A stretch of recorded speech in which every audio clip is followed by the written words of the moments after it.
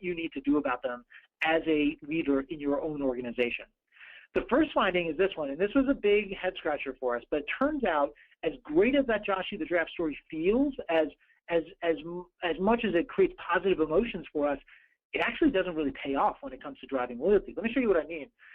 Most companies think that the interaction between loyalty and service delivery kind of looks like this. In other words, companies believe that nobody generates much loyalty by falling below expectations when you deliver a service experience. You probably didn't need me to deliver a webinar to tell you that. But companies also tend to believe, senior executives tend to believe, that you don't get paid back with customer loyalty when you simply deliver the basics. When you just do what the customer expects, that meets expectation level, you don't really earn a lot of goodwill or loyalty from your customers.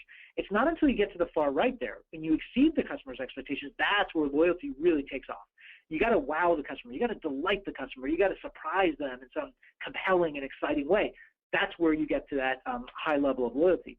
But when we tested this with data across 125,000 customers, we found that the effect was almost exactly the opposite. That's the blue curve here. This is the actual data. Now, what we found is customers also don't want a subpar service experience. No surprise there. But look how loyal customers are when we simply do what they expect. When we simply meet their expectations, we generate a lot of loyalty. And then the other big surprise is look how the curve flattens out beyond that midpoint. So when we go beyond, when we go above and beyond, when we wow the customer, we spend a lot of time and energy trying to do that, and the customer doesn't pay us back with their loyalty.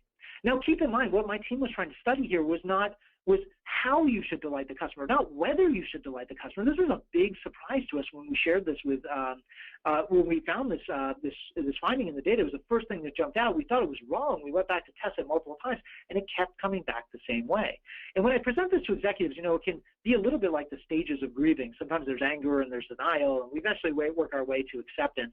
But, the acceptance phase only comes when executives and leaders really think about this from a strategic and cost perspective, because the reality is that delight doesn't happen that often, and when it does, it's really expensive. Look here at the bottom graphic. We found in our study that delightful experiences only happen about 16% of the time, according to customers, and that delight actually increases operating costs 10 to 20%.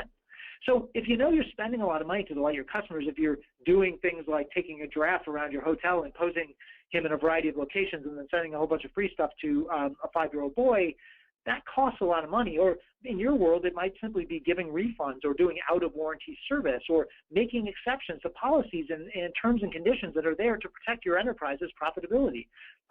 And when we do that, customers don't pay us back with their loyalty. So it really does beg the question.